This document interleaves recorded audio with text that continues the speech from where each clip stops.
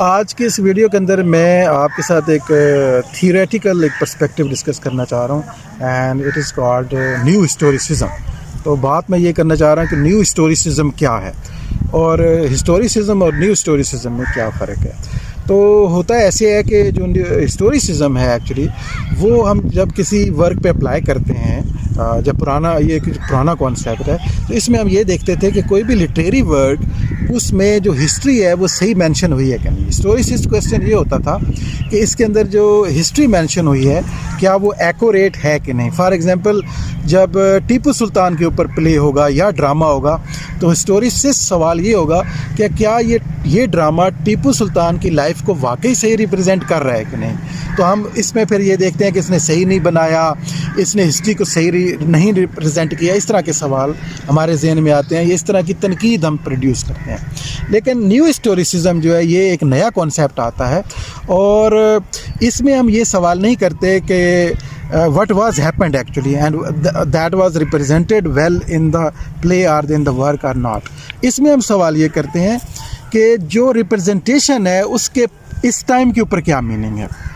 ٹھیک ہے، تو نیو ہسٹوریسز کا سوال یہ نہیں ہوتا کہ ہسٹری صحیح ایکوریٹلی مینشن ہوئی ہے کہ نہیں، بلکہ ان کا سوال یہ ہوتا ہے کہ کوئی بھی ہسٹری اگر ڈرامے میں آئی ہے یا ناول میں آئی ہے یا شارٹ سٹوری میں یا ناول میں آئی ہے تو اس کے لینے کا اس ٹائم پہ پرپز کیا ہو سکتا ہے.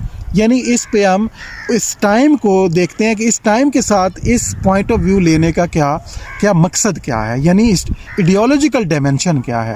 یعنی ہسٹری کو اس طرح سے ایک بندے نے کیوں ریپرزینٹ کیا ہے، اس کا مطلب ہے اس کا کوئی پرپز ہے.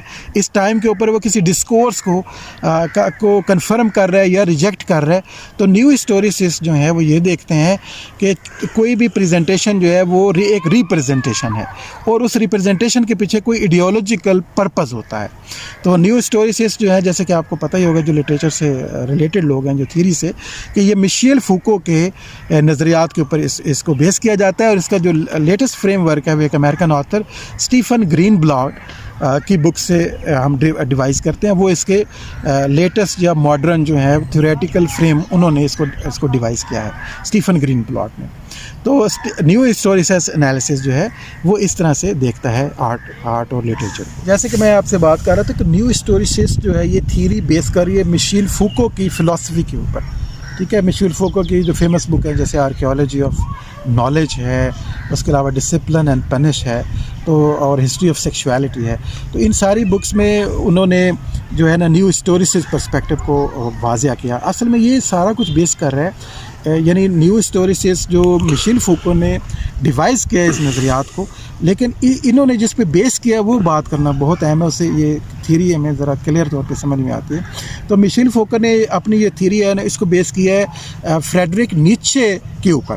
خاص طور پہ فریڈرک نیچے کا یہ جو کانسیپٹ ہے جو میں آپ سے بات کرنے لگا ہوں وہ ہے there are no facts only interpretations. یعنی there are no facts only interpretation. اصل میں اس کی بیس یہ ہے کہ کبھی بھی ریالٹی کو ایز اٹ از پریزنٹ نہیں کیا جا سکتا. کوئی بھی چیز جو ہے وہ ہمیشہ ریپرزنٹیشن ہوتی ہے، ریالٹی ہمیشہ انٹرپریٹیشن ہوتی ہے. لہٰذا جب بھی کوئی نیریٹو لکھتا ہے تو وہ ایک نیریٹو ہوتا ہے، ایک اسٹوری ہوتی ہے.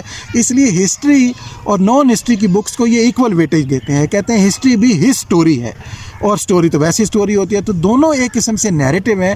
اس لیے اس کے اندر ہم دیکھتے ہیں کہ ہر چیز انٹرپریٹیشن ہے، کوئی فیکٹس نہیں ہوتے، بلکہ ہر بندہ جو اس کو انٹرپریٹ کر رہا ہوتا ہے اس کے اپنے بایسز، اس کے اپنی ایڈیالوجی، اس کا اپنا کوئی نہ کوئی پوائنٹ آف ویو اس میں کام کر رہا ہوتا ہے. تو اسٹیفن گرین بلاٹ نے اس کو لیٹر آن جو ہے اس کے اوپر ایک فریم ورک ڈیولپ کی ہے اور ان کا اپنا ایک جرنل بھی ہوتا تھا جسے ریپرزنٹیشن کے نام سے کہتے ہیں، اس کو نکالا کرتے تھے. تو ریپرزنٹیشن کس طرح سے ہوتی ہے، سرکولیشن آف پاور کا کیا تعلق ہے، اور یہ انٹرپریٹیشن ہے. یعنی سارا جو نالج ہوتا ہے، جو ریالٹی ہے وہ سارا انٹرپریٹیشن ہے. تو یہ اس کی بیسیکلی بیس ہے. Thank you.